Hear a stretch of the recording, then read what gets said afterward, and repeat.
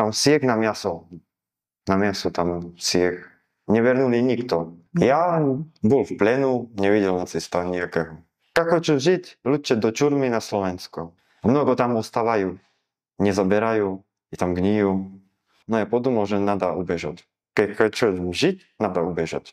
A z 1. maja nás всех обманули. Очень страшно. Там очень страшно. На мясо людей там посылают. Много погибают.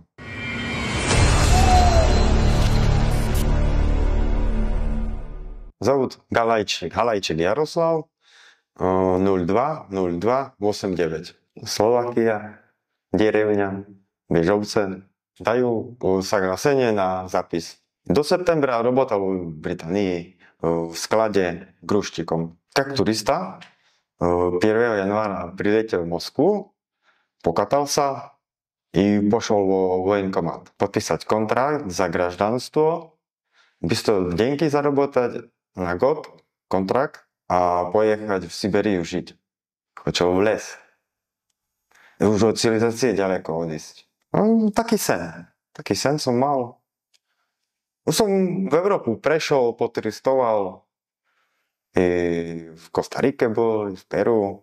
Ja bol v vojenkomate, ja tam dogovoral sa, že ja strojiteľ, budem tam v tylovej časti robotať, kopať. Čo надо tak robiť, robotník.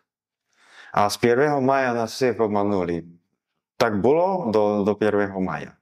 A zobrali bumažky, prepísali nás na šturmy. Всех. Celý batalión, celú rotu, всех do šturmov dali. Obmanuli. V rote bolo do 70 ľudí. 65, 70. 29. január podpísal kontrakt. Potom bolo 2 nedele ešte v Avantgarde. Tam inštruktori pokazujú PPL drony, rozobrať, poskladať automat i kurzy po medicíne. A to kto chce, môže ísť, to nechoče, nie. Ja jeden raz bol rozobrať, poskladať automat. To bola taká podgotovka u mňa. Inostranci tam, ktorí boli z Afriky, tam oni boli mesiac. Napríklad Rusky boli очень krátko. Rusky. Inostranci boli tam bolšie. Tam mnogo. Bielorusi ešte bolšie. I Kazachstan, Uzbekistan. Z Európy очень malo, nič. Rázne, možno za деньги, za гражданство možno inostranci. Takto z politiky, takto z ideológie, ktoré jak, rázne. Ja bol tam 2 nedele po baľnuj. Ja jeden raz bol na poskladať, rozobrať automat. I tam nebola podgotovka. Tam biegali, kopali i rozobrať, poskladať automat. Ešte nedali strieľať. После toho nás odpravili 13. február do Luganskej oblasti в лес.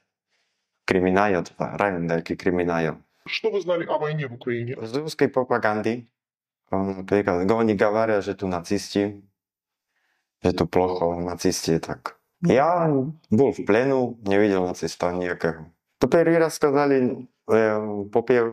maji, to bol možno 2. 3. maj, už na šturma. Nás zobrali na šturm. Ja bol v evakuačnej grupe, v taskách ranených. Pomágal ešte. Ktorí ranení sami doskakali na jednej noge alebo mali oskолky. Do takej točky zobrali, potom ich poniesli ďalej. Ili na kolese. A v noci sme mohli ísť ešte tam pozbierať ranených. Nie очень ďaleko, ale čuť podali môže. Mnogo tam ostávajú, nezaberajú. I tam gnijú.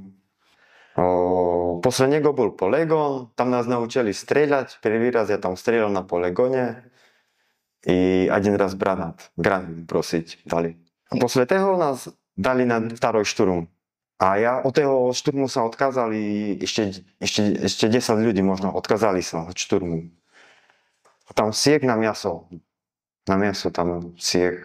Neverнули nikto. Tam išli, kombandíri na nich kričali bystro, vперед, a se pogibali. Jak toto slyšel po racii, tak ja podumал, no ja to nepôjdem. Nie. Ja odkázal sa a potom posledného nás vygražali čurmou i jamou v tylovej časti. Tak my boli saglasní a tiež nás obmanuli, nás vyslali, že pôjdete na točku zameniť našich a tam budeme 3 dni. Do tej točky sme nedošli, nikoho našich nevideli, po nás začali strieľali pulomety, tak sme sa vrnuli do týlu, do ukrytia, do blendážov. Posle toho, jak my boli v blendážu, minomet začal strieľať po nás 120 kamikadze, FPV drony, jedna kazeta a blendáž už bol rozbitý. Už tam nedalo sa normálne diery v ňom, kryši padlo na mňa brebno, 3 mešky. Ešte keby raz tam priletelo, tak už nežijem. Ale vtičky odleteli, tichota bola, no ja podumol, že nadá ubežať. Keď čo žiť, nadá ubežať. Tak ja pošol, ešte zakričal na vторой blendáž, tam boli 4 asi človeky, 3-4 a oni tišina. Asi pogibli od tých zrivov, od minometoch.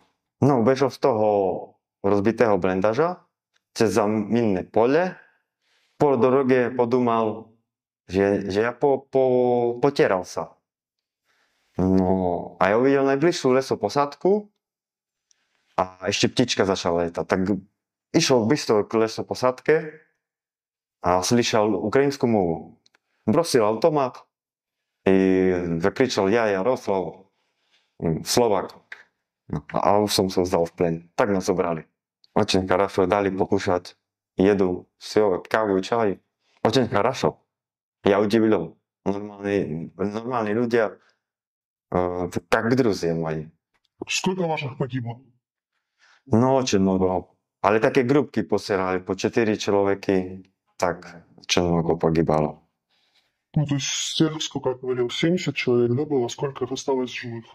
Ну, максимально 20, можно около 20. Не видел аж так много, ale na 100% очень много. Po ďalším надо было ísť, ja tam nebol ešte, kde mnogo ľudí, tých trupoch. Tam ja ešte nepošol. Tam voňalo tam, очень страшно. Там очень страшно. Стоило идти туда ради денег? Не, А ради гражданства? не, už не хочу. После tego я все придумал и не хочу. Там не нравится, очень не. Плохие командиры. Мне жарко люди. Жарко больше техники. На мясо людей там посылают. Много погибают. Плохо сделал, так будет плохо. Надо думать, что на свою работу, что робить. Надо подумать больше. Дома мама, папа и сестра. Я их первый раз обманул, že idem robiť volontiera, pomagať. A jak ja bol v Klincach, to potom napísal pravdu, že podpísal kontrakt. Ja im nezvonil, neznajú numer telefónu, to neznajú im pozvoniť. Tak всем дома знає, кто смотрит видео, семья, мама, папа, отец, я нормальный, здоровый, и все нормально, žijem. A to, že možno spojiť sa s projektom, хочу найти и spojiť sa s ním. Ja Jaroslav Halajčík, občan Slovenskej republiky, narodený 2. februára 1989, nachádzam sa v plenu na Ukrajine.